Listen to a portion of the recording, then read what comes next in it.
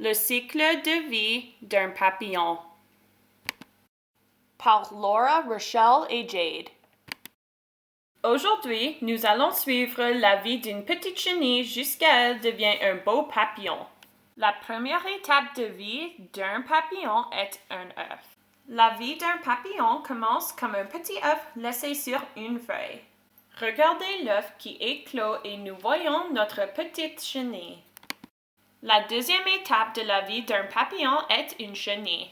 La chenille va maintenant manger et manger afin de devenir grande et forte. Maintenant, la chenille est grande. Elle a beaucoup mangé. Elle commence à construire quelque chose. D'abord, la chenille s'accroche à une branche. Ensuite, elle construit une chrysalide autour d'elle-même. La troisième étape de la vie d'un papillon est une chrysalide. Elle reste dans sa chrysalide. La chenille va être protégée pendant qu'elle se transforme à l'intérieur. Quand le papillon sort de sa chrysalide, on parle d'émergence.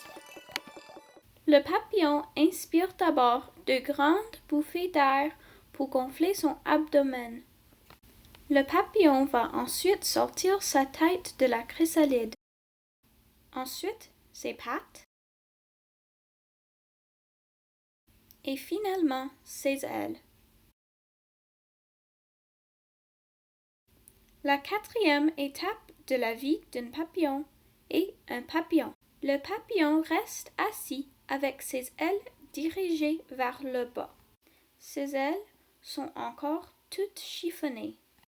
Le papillon va gonfler ses ailes avec de l'air mélangé à un liquide qui va durcir les nervures.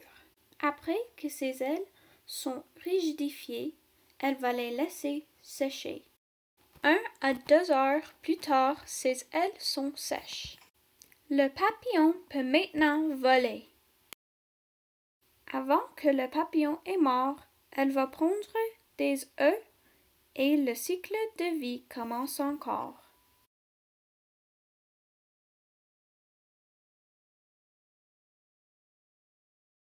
La fin.